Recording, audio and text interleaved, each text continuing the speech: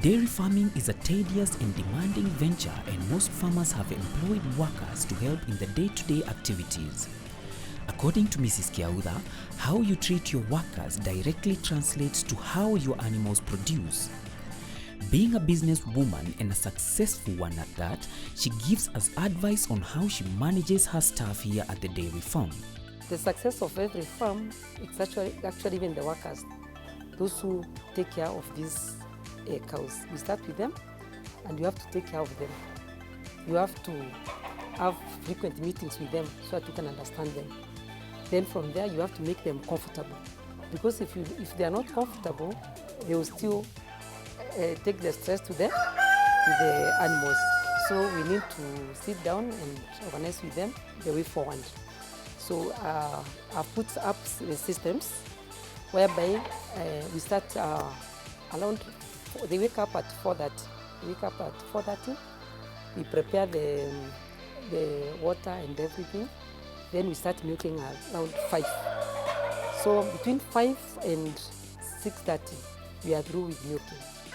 Then from there, we feed. We do the feeding. Then they will take the feeds until around 9. By 10, they are through. Then they go to relax. You know, the more they relax, the more they make milk. So then from there, they can wake up anytime, wakunywe maji, ama waendelee relax. But we feed only 3 times, in the morning and lunchtime after milking, and then also in the evening after now milking. And we always give a span of 6 to 7 hours before we milk again. So in the evening, actually we milk around 8, because we normally milk around 1. So we have to give that time for milking. Currently, milk prices are not anything to write home about. Most farmers here in Meru sell their milk to processors whose buying prices keep fluctuating more so often. Most farmers who have formed dairy groups have purchased cooling plants where they consolidate their milk for collection by milk processors. Storing milk this way means that they don't have to get up in the wee hours of the morning to milk and deliver milk, unlike other parts of the country. It also ensures milk high quality, thus reducing losses that may come up if milk went bad. For Mrs. Kiaudha, better prices are the best incentive you offer a dairy farmer. Let me say, I was lucky when I ventured into dairy farming. At that time, the price was quite high. We used to sell our milk at Molan, where they were buying for us at 40 shillings. But then the price went down. Let me say that we normally take our milk to Meru Central and also Brookside. We normally compare sometimes where the prices are good. And of late now it has been quite challenging because the prices are quite down. So if you calculate the production, whatever you are using and whatever you are getting, sometimes those mathematics are not balancing. But let me say that I'm grateful to Rumen 8 team, because they came, we analyzed whatever I use, and they were able to do the dairy meal at a cheaper price. Because before that we are doing 1 kg at around 28 shillings. But now with this idea of Rumen 8, we are now using around 22 shillings per kilo, which is okay, which is good, because now most of the proteins, they have balanced the formulation, and they see it is balancing. So that's the formulation now we are using, which is a bit cheaper, and that of course which is better according to the prices now we are getting for the milk.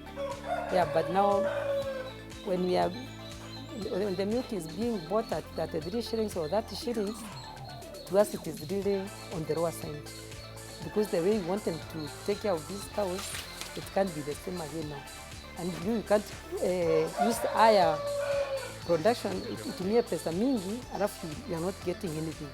So you need to do all the calculations so that you know where you are with yourself. So now my prayer is that if our president can work away, or if he can see how he can assist the farmers so that the milk can go up, we can be very, very happy. Because of course, every mukulima, every farmer I think akona ng'ombe moja mbili hapo. And that's why our aim was to encourage farmers. Then if you have one cow, take care of it and it will give you money. First and foremost, capacity building on the side of farmers is very important, and we hold trainings in our farms whereby we bring in small dairy farmers for training. This is where they are told about how to go about hygiene when it comes to milk handling. As we know, milk is very perishable. They need to ensure that the premises, even the containers that they deliver their milk with, they need to be the approved containers, and milk should be stored even before it comes here. If it's even in milk, there's a way that they are supposed to store it either in their coolers to ensure in their fridges or whatever, so that when it comes here, it comes at the right temperature and the right condition. Some of these heifers, and especially when they are in calf, range between 250 to 300,000 Kenya shillings. The most common of disease in dairy farming is mastitis.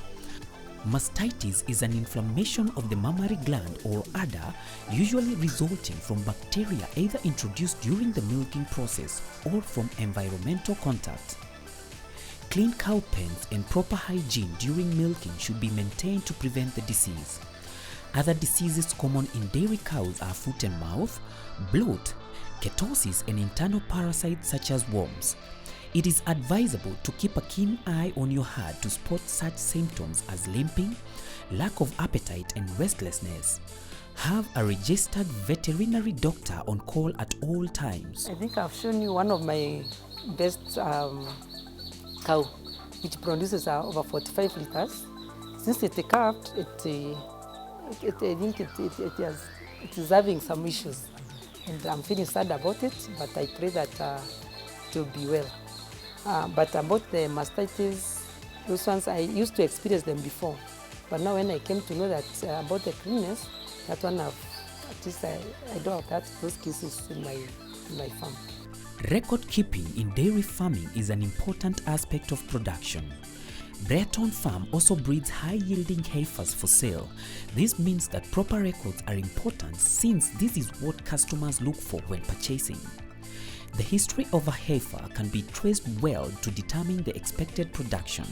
The B004 is the number which is given when it calved. Okay. So it was one of the 4th heifer in our farm. So we have got all the details here. When it calved and when it is treated. Value addition in dairy farming is not only in milk processing. At Brereton Farm, Mrs. Kiaudha is utilizing the cow droppings to make biogas. She has constructed a digester behind her cow shed where the droppings are collected. This has saved her a lot of money when it comes to the energy needed to heat water for milking and even cooking. Even beans, it's very, very fast. And it's hot. We cannot end the show without asking for some free word of advice from this successful dairy farmer. Good dairy cow is the comfortability. How do you manage your cows? How do you feed them? How do you take care of them? That's the most important thing. With that one, when you follow those, you get a lot of milk. First of all, for the new upcoming dairy farmers, it is very good to start it. And more so, my prayer is that if the government can look at the dairy farmers to see to it that the milk price has gone up, of course we can benefit. Yeah, because once you start dairy farming, you don't have to take money from another pocket so that you can feed the cows. It should feed itself. Dairy farming plays a major role in the economic well-being of the nation. Most homesteads in Meru might not be money rich, but most have a piece of land where they practice subsistence farming. With changing times and the rising cost of living, it is high time that farmers improve and collaborate and adapt modern ideas to fully maximize their untapped potential. This we have experienced here at Brereton Farm. Keep it KTN Farmers TV for more encouraging shows like this one.